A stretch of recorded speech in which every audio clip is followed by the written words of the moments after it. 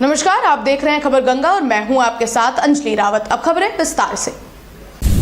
धामी सरकार ने प्रदेश में मदरसा बोर्ड को पूरी तरह समाप्त करने का ऐतिहासिक फैसला लिया है। अब इसकी जगह अल्पसंख्यक शिक्षा प्राधिकरण का संगठन किया गया है और अब अल्पसंख्यक शिक्षा अधिनियम 2025 लागू करने वाला उत्तराखंड देश का पहला राज्य बन गया है। अब सभी अल्पसंख्यक संस्थानों को उत्तराखंड शिक्षा बोर्ड से मान्यता लेनी होगी और उसका सिलेबस भी प्राधिकरण ही तय करेगा ताकि बच्चों को आधुनिक और मुख्य धारा की शिक्षा मिल सके। शिक्षा में सुधार का विधेयक अगस्त माह में विधानसभा में प्रस्तुत हो गया था और अब उस विधेयक को सभी औपचारिकताएं उसकी पूरी हो गई हैं और पूरी होने के बाद सरकार उसको धरातल पर उतारने के लिए अब प्राधिकरण का गठन कर दिया है। इस विधेयक के पीछे सबसे बड़ी बात है कि हमारे अल्पसंख्यक समुदाय के बच्चे भी वो भी राष्ट्र की मुख्य धारा से जुड़े, आधुनिक शिक्षा ग्रहण करें, उनको भी शिक्षा का अधिकार मिलना चाहिए, उनको आधुनिक शिक्षा मिलनी चाहिए, संस्कार युक्त शिक्षा मिलनी चाहिए जिससे कि वो देश और समाज के काम आ सकें, राष्ट्र के निर्माण में अपना योगदान दे सकें। उसी को लेकर ये प्राधिकरण भी बनाया गया है, उसी विधेयक के अंतर्गत आता है और प्राधिकरण समस्त औपचारिकताओं को देखेगा, नए इंस्टीट्यूशन बनेंगे, उन इंस्टीट्यूशनों की औपचारिकताओं को देखेगा, उनके उद्देश्यों को देखेगा, उसके आधार पर आगे निर्णय लेगा। सबको शिक्षा का अधिकार मिलना चाहिए। यह आदरणीय प्रधानमंत्री जी का एक मंत्र भी है, एक संकल्प भी है। उसके तहत हमने शिक्षा में सुधार का ये कानून हम लेकर आए हैं और देवभूमि उत्तराखंड से इसकी शुरुआत हुई है।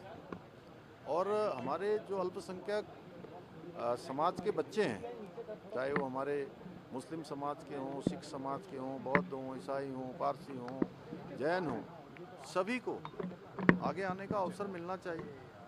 उनको भी वो सभी अच्छी शिक्षा मिलनी चाहिए। इसकी शुरुआत देवभूमि में हुई है और मैं तो कहता हूँ कि अन्य राज्यों को भी इसका लाभ लेना चाहिए। रामनगर के लखनपुर में आज पूर्व सैनिकों का जोश देखने को मिला। भारतीय पूर्व सैनिक लीग के प्रदेश अध्यक्ष मेजर जनरल ML असवाल ने पूर्व सैनिकों के सम्मान समारोह में शिरकत की। इस दौरान उन्होंने एक बड़ा संदेश देते हुए कहा कि फौजी कभी रिटायर नहीं होता और सैनिकों को अपनी ऊर्जा समाज सेवा और देश के विकास में लगानी चाहिए।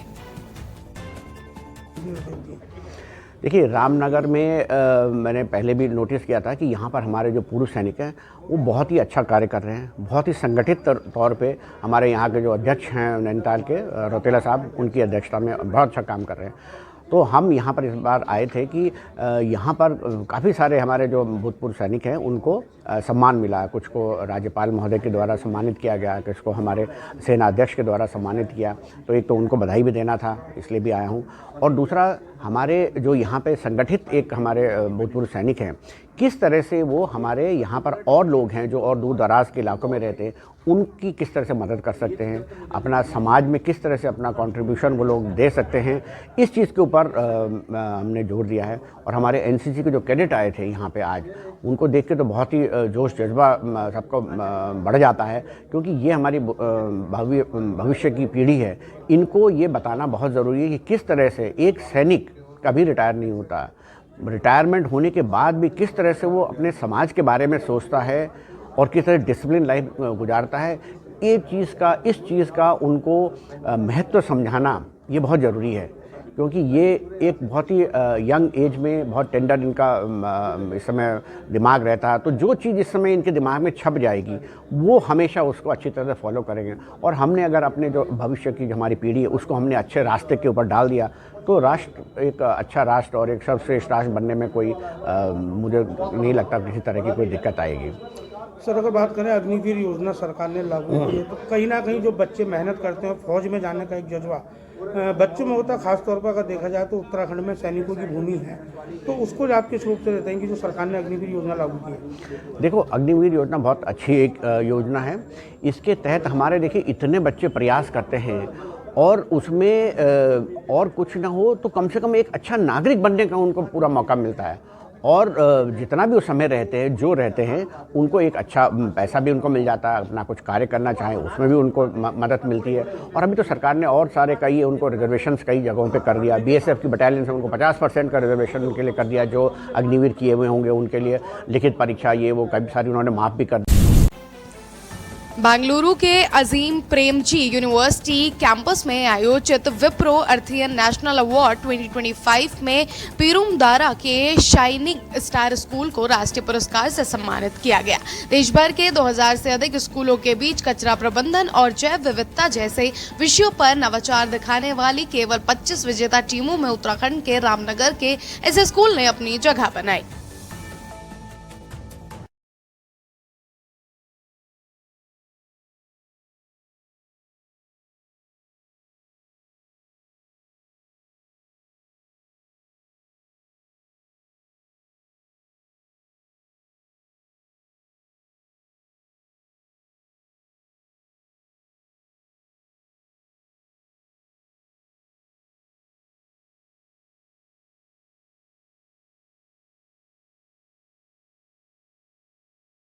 तो आज सैनिक स्टार स्कूल को पर्यावरण को लेकर पुरस्कार अवार्ड मिला है, किस प्रकार की तैयारियां, क्या संदेश? देखिए, संदेश तो हम यही देना चाहते हैं कि जो अनियंत्रित विकास इस देश के भीतर जो मॉडल डेवलप हो रहे हैं, उसके अल्टरनेट एक नए तरीके का डेवलपमेंट हो कि हम अपने नेचर को समझें, जानें और हम उस आधार पे विकास की नई परिभाषाओं को गढ़ें। हालांकि हम जिस स्तर पे बहुत छोटा सा हम लोगों का कामकाज है, लेकिन जो अवार्ड और जो विप्रो अर्थियन अवार्ड हमारे स्कूल को मिला है, तो वो सिर्फ और सिर्फ पर्यावरण जागरूकता के साथ साथ अपने इलाके में, कम्युनिटीज में प्लास्टिक वेस्ट को लेकर के जो अवेयरनेस थी वो हमारे बच्चों ने घर घर जा करके चलाई है।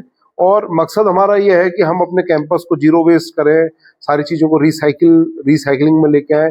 जैसे छोटे छोटे कार्यक्रम होते हैं, उन कार्यक्रमों के माध्यम से, या हम ये भी सपना देखते हैं आने वाले समय में कि जैसे छोटे छोटे बर्थडे पार्टीज होती है उसमें प्लास्टिक वेस्ट खूब सारा आता है, तो हम स्कूल के भीतर एक प्लेट बैंक डेवलप करने वाले हैं ताकि बच्चे स्कूल से प्लेट्स को, ग्लास को अपने घरों में ले जाएं और छोटे छोटे बर्थडे पार्टीज में अनावश्यक वेस्ट को वो अवॉइड करें। तो इस तरीके के माध्यम से, कार्यक्रमों के माध्यम से हम इस अवेयरनेस को ला रहे हैं और बच्चों को और बच्चों के माध्यम से समाज को संवेदनशील करने की कोशिश कर रहे हैं कि आज अगर हमने प्रकृति नहीं बचाई तो हम भी आने वाले समय में नहीं बचेंगे।